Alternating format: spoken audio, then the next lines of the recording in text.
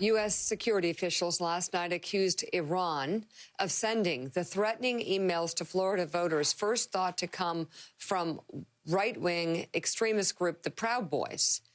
They added that Iran and Russia have acquired voter information that could be used to undermine the upcoming election. This data can be used by foreign actors to attempt to communicate false information to registered voters that they hope will cause confusion, sow chaos, and undermine your confidence in American democracy.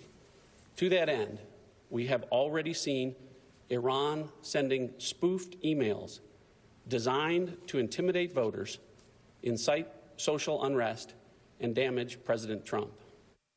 And Actually, damage President Trump. That last line was just a little bit off. What was that? Director of National Intelligence. Trump campaign?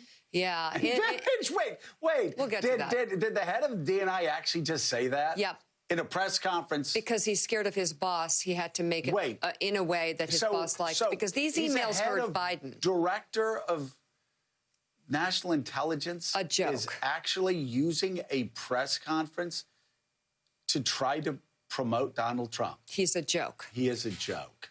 In the briefing. What a disgraceful way to act when you are entrusted with such a position. Yeah, And by the way, that's the sort of thing that stays with somebody the rest of their lives.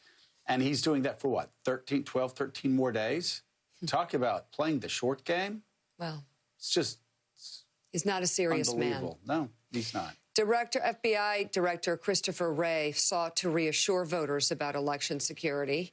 And the White House praised the, quote, great work of our law enforcement agencies who stopped an attempt by America's adversaries to undermine our elections. Meanwhile, NBC News has learned that a cybersecurity company says it found a hacker selling the voter registration data of 186 million Americans, underscoring how vulnerable Americans are to email targeting by criminal and foreign adversaries. Let's bring in NBC News correspondent covering national security and intelligence, Ken Delanian.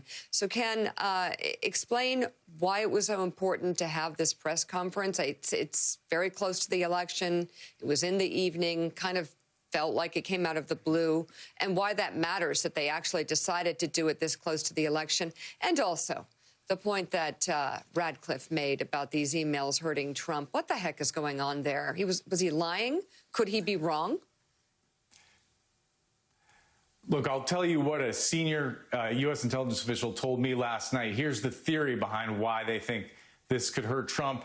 If it's believed that a white nationalist group is sending emails threatening Democratic voters, saying vote for Trump or else and we'll get you, that is perceived as harming Donald Trump's reputation. So that's the theory behind this. And it is true that U.S. intelligence has shown that there are elements of the Iranian government that would like to see Trump defeated because, Trump has put extra sanctions on Iran. He's canceled the Iranian nuclear deal. So that's not really in dispute. And I do have to say that my Democratic sources on the Senate Intelligence Committee yesterday said they really didn't have much of a problem with what Radcliffe said as he described the intelligence. That was their understanding as well. I think to answer your first question, Mika, this underscores how different it is in 2020 than it was in 2016 in terms of the sensitivity to any hint of foreign election interference. This campaign wasn't that impactful. It didn't reach that many voters. And they found out about it only, the intelligence community only started grappling with this early yesterday, I am told. But they decided they wanted to immediately alert the public, in part to send a message to Iran, we know you're doing this and stop. In part to also put the Russians on notice that, they know that the Russians have voter registration information and could do a similar thing on a larger scale at any time, really.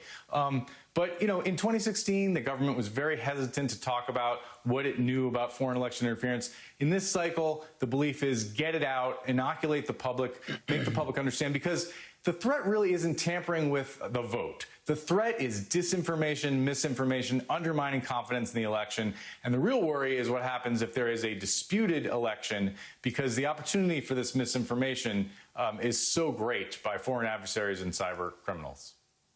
So, Ken, there are reports that the president's growing increasingly frustrated with Christopher Wray, as well as, even his Roy Cohn, Attorney General Barr, and is considering dismissing them after the election. What can you tell us? Yeah, so the Washington Post is out with a report, and it's not very surprising. The tea leaves have been pretty clear for a long time. Donald Trump has no patience for the FBI director, Christopher Wray, who has been saying things all during his tenure that are at odds with Donald Trump's worldview. He's been talking about the threat from white supremacists. He talks about Russian election interference. And Donald Trump is not happy that the FBI is not uncovering derogatory information about his political opponents. And even William Barr appears to have reached the limits of how he can stretch American justice to help Donald Trump when Trump is calling on him to indict Obama and Clinton and to issue a report in the last days of the election, saying that there's an investigation into corruption by Joe Biden when there isn't one. Even Barr can't do that, and so Trump has lost patience with Barr. It'll be interesting to see what happens because there's a widespread belief that Joe Biden, if he's elected, would keep Chris Wray on as FBI director. The FBI director serves a 10-year term and is supposed to be somewhat independent from the president. If Wray is fired in the post-election period, assuming Biden is elected, that would give Biden a chance to choose his own person, but it would be more sort of chaos and turmoil for an FBI that's seen a lot of it in recent years. All right, NBC's Ken Delaney, and thanks so much, by the way, the NBC Peacock plush toy over his shoulder available at the NBC store right now. Thanks so much, Ken. Good to see you. Jason, let me go to you on this. We mentioned briefly these emails that looked very heavy-handed to us, alleged to be from the Proud Boys yesterday. And so that's why we're paying attention to this news conference last night, and because Christopher Wray was there, a man who somehow has managed to keep both his job and his integrity while sitting atop the FBI under Donald Trump. But John Ratcliffe, the DNI, he's this week been on Fox News pushing the Hunter Biden story, talking about the laptop and everything else. Job one for him appears to be to please the boss, like so many others in this administration. Yeah, and a big change, as we've been talking about this between 2016 and now, is the lack of faith that the public has in these officials, right? I mean, think about it. We're 13 days from the election, and we have national security officials saying, hey, Iran is involved. And most people are shoulder shrugged. They don't believe it. They don't trust this administration. And quite frankly, after everything we've seen, to hear this sort of Scooby-Doo result of like, aha, it was the Iranians all the time. Like, nobody falls for it, right? Like, why, of all the things that Iran could potentially do to impact the election, why would they do something so specific and granular as to come up with fake chain letter emails from the Proud Boys? Like, it doesn't make any sense. And I think that reflects where we are as a country, that even when a threat to our national voting integrity is presented by the federal government, most people don't believe it because they've heard so many lies from this administration that all seem to supposedly favor the president. Yeah, and there's so much going on social media. Let's bring in the national editor, U.S. national editor at the Financial Times, Ed Luce, whose new column is perhaps an unexpected take from him, arguing why foreign policy may be the case for re-electing Trump. Okay, Ed, make it, because it seems like he's got some challenges on the world stage. He has, and just to be clear, he isn't making this case himself. But I thought it was a useful challenge to ask what would be the best case for re-electing Donald Trump, notwithstanding the fact that I don't believe he should be re-elected. And that case is almost entirely on foreign policy. If you look at his promises kept checklist, which he's obsessed with at rallies and on social media, most of the checks are on the foreign policy side. So in 2016, he promised not to start any new wars, which he hasn't. He said he would defeat ISIS. ISIS clearly has lost its territory. And Baghdadi, its leader, was killed in a commando raid. He said he'd get allies to spend more on defense. And, after years of requesting Europeans nicely to spend more on defense, previous administrations had very little luck. He's had slightly more luck. He's forced the Europeans to debate about a European defense arrangement, stuff he probably wouldn't have imagined without Trump asking very unnicely. And you've got, of course, Trump identifying China as a strategic threat. Now, you might disagree with any or all of these foreign policy priorities or the way he's gone about them. I do. But if you want to make the case for Trump, it is that Trump is the alternative to what Ben Rhodes, the senior Obama official, described as the blob, the Washington foreign policy establishment, and that Trump made vows that by and large he has stuck to, which is a very odd sentence to have coming out of my mouth.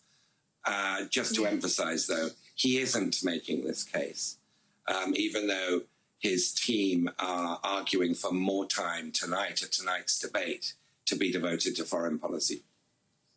So, Ed, if Donald Trump were to lose, are there elements of his foreign policy that, let's say, our European allies or others around the world would want Joe Biden to continue?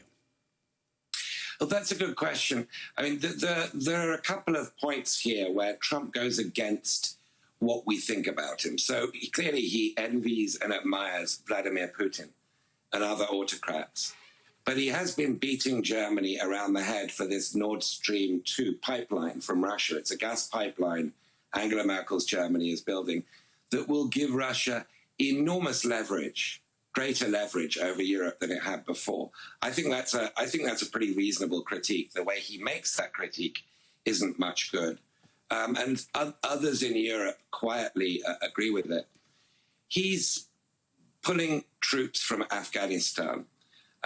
I think 19 years after America went in, with no better results than from the beginning, it's not unreasonable to say, what is it we're going to achieve with another few years and this longest war ever that hasn't already been achieved, which is actually not that much. H.R. McMaster, Trump's former national security advisor, compared Trump's decision to withdraw from Afghanistan to Munich and appeasement of Hitler in 1938. I mean, it was that kind of overwrought analogy that I think prompted Ben Rhodes to define the blob as what it is. So my personal view, Trump is an existential threat to American democracy, and I very much hope he loses, and I think he will lose. But his defeat will be a return of the blob, and that's not an unmixed blessing if you look at America's foreign policy record over the last 20 years. We should be aware of that and debating that. All right, Ed Luce, thank you so much. We'll be reading the new column in the Financial Times. And coming up, President Trump and Joe Biden are set to face off tonight for the final presidential debate. The AP's Jonathan Lemire joins us with his latest reporting on that. Plus, veteran Democratic strategist James Carville will be our guest. Morning Joe will be right back. Their first debate produced